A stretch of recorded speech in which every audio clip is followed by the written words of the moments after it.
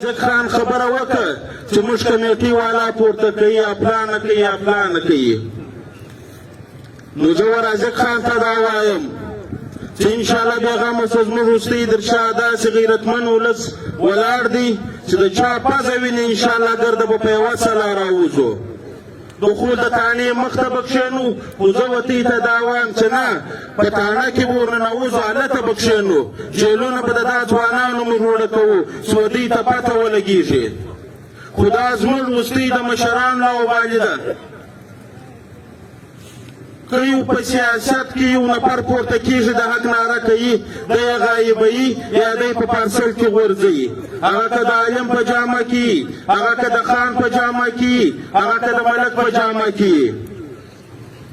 او دلته برته زما استاد لالان ورسره ناست دي هغه لارې ورښیي چې پنځه کسه ناست دي یا دا ګرده پرلت د دا درې نفرو د وجو ناست دی هغه بیا و موږ ته دمکۍ راکوي یا و مشرانو ته دمکۍ ورکوي. دا رقم تا ډېر پورته کړل تا ډېر شهیدان کو تا ډېر په څاو کې وغورځول خو الحمدلله نن د هغه ډېر ولس پر دا ځای ناست دی ډېر مشران دلته ناست دي. نو زه دا نااهله ادارو ته دا وایم و سرکار ته دا وایم چې بس دی نور دا مظلوم عوام مه په امتحان کې اچوه مه صبر ورختموه. خدای مه کړه بیا به ډېر ټکي سره کښېږدو ته به هم ماریان زه به هم ماریان یم. دلته خو مشران بیانونه وکړي یو رقم بل رقم بل رقم اوس هغه اوازې هم ګډې دي چې پلانکی وي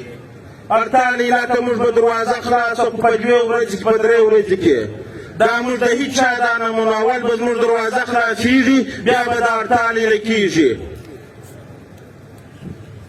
که څوک دا وایي زموږ د چمن والا ګاډیان هم په دا ځای کې ولاړې دي زما ولس ګرده بېکاره دی نو ته در ماشه ځوان یې چې پر دا لار ځې ورځې او زما ولس دلته په دا دوړو کې ناست دی. دا چې هر څوک وایي موږ مرداباد ورته وایو موږ نه شاباش ورته وایو چې دلته څوک د 48 کوي یا دا خبره کوي را وکیلي دروازه خلاصه که 48 به موږ ختم کړو دروازه ته را خلاصه که. خو دلته موږ د هېڅ چا زور نه منو چې هر څومره زورور دی هر څومره زړور دی را مخته چې سره معلومه یې کړو. بویمه ورځ ستا ولیدل چې جان دلته چمن نه راکلي تا بیا د ولس ننداره ولیدل ته ولې نه رالې جان صاحب اوس بیا ناست یې سپک سپک کېږي ویډیوګانې کوي ته موږ ودا ته بیا مه مجبوره کړو چې ستا نه موږ هلته کوټلې در شو نه دې موږ دا خلک مجبوره کوي. برګېډیر صاحب دا ته وایه په هر مجلس کې چې د چمن غیرتي ولس دی ښه خلک دي نو چې د چمن غیرتي ولس دی ښه خلک دي ولې بالا حکام ته دا نه وایه دا را سره منې چې ستاسو سره ظلم شروع دی ورکه استعفا ورکه ولاړ شه. په ټول حکومت کې که د پښتون په نامه دی که د پنجابي که د بلوچ دومره غیرت نسو کې پیدا چې د چمن پر پرلت باندې استعفا پیش کړي. خو بې غیرته دي هم ژوندی دي هم ګرده دا د صبر ګولۍ سره ورکوو. نو موږ و ټولو ادارو او حکمرانانو ته دا وایو چې زموږ ولس نن ډېر ستړی دی بس دی لږ رحم وکړي او خپلو مشرانو ته دا وایو چې بس دی لا سره یو کړي د وټو اډوکو خو مابینځ ته در وغورځوئ خو الله دې خپل په خیر پېښوي. دا موږ نن هم وایو پرون مې هم ویلي دي چې چیرې دا